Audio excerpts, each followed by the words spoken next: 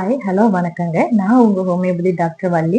உங்களுடைய ஆரோக்கியம் தாங்க எங்களுடைய முன்னுரிமையா இருக்குது. அந்த வகையில இன்னைக்கு நாம பார்க்க போற கீரை என்னன்னு பார்த்தீங்கன்னா தூதுவளை கீரை தாங்க. என்னோட கையில இருக்கு பாருங்க. இந்த தூதுவளை கீரை நம்ம எல்லாருக்குமே தெரியும். நம்ம மோஸ்ட்லி எல்லா வீடுகளுமே நம்ம வச்சிருப்பாங்க. இந்த தூதுவளை கீரை நன்மைகள் தான் இன்னைக்கு பார்க்க போறோம். தூதுவளை கீரையில வந்து நிறைய முட்கள் இருக்குங்க. இந்த மாதிரி நம்ம கீரைகளை மட்டும் தனியா எடுத்துக்கணும். ஏன்னா அந்த முள் வந்து கொஞ்சம் நம்மளுக்கு கையில எல்லாம் குத்துக்கூடியதா இருக்குது. சோ அதனால இப்ப கஷாயம் செய்யும் போதோ நம்ம தூதுவளை டீ ரசம் அதை வச்சு ஏதாவது தூதுவளை வச்சு நம்ம ஏதாவது மேக் பண்ணும்போது அந்த முட்களை மட்டும் தனியா எடுத்து வச்சிடணுங்க.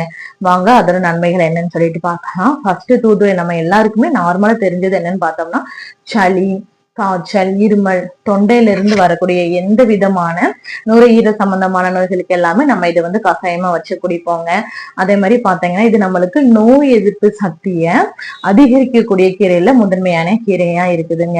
நம்மளுக்கு நினைவாற்றலையும் அதிகரிக்கக்கூடிய கீரையா இருக்கு. அதனால சின்ன பிள்ளைங்களுக்கு தினம் தினம் கூட ஒரு இலைகளை நம்ம அதை பிஞ்சு கொழுந்து இலைகளை நம்ம அப்படியே பறிச்சு சாப்பிட கொடுக்கலாங்க.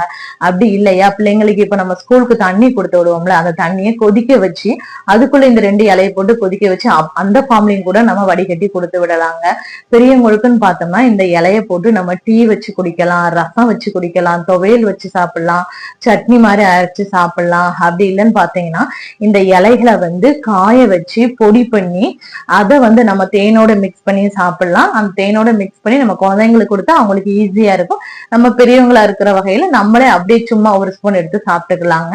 அதே மாதிரி பாத்தீங்கன்னா இதோட இலை, வேர், தண்டு, பூ, பழம் எல்லாமே வந்து மருத்துவ குணமுள்ளதா இருக்குங்க.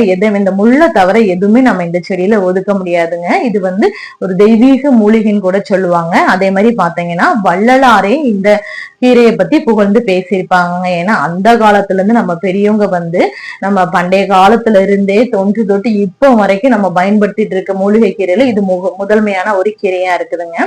இன்னும் வேற எதுக்கெல்லாம் இந்த கீரை பயன்படுன்னு பாத்தீங்கன்னா ரத்தத்துல சர்க்கரையின் அளவு அதிகமா இருக்கிறவங்களுக்கு கண்டிப்பா இது வந்து பயனுள்ளதா இருக்குங்க. அதே மாதிரி பாத்தீங்கன்னா நம்மளோட நினைவு ஆற்றலை அதிகரிக்கும், நம்மளோட எலும்புகளை வலிமைப்படுத்துறதுக்கு இது நம்மளுக்கு உதவி பண்ணுதுங்க. இதுல வந்து ஆன்டி ஆக்சிடென்ட் நிறைய இருக்குனால நம்மளுக்கு வந்து நோய் எதிர்ப்பு சக்தியை கொடுக்கக்கூடியதா இருக்குங்க. அதே மாதிரி பூஞ்சைனால வரக்கூடிய தொற்று, அதே மாதிரி நல்ல பாக்டீரியானால வரக்கூடிய தொற்று எல்லாவற்றிற்கும் ஒரு சிறந்த ஒரு மூலிகையா இருக்குங்க.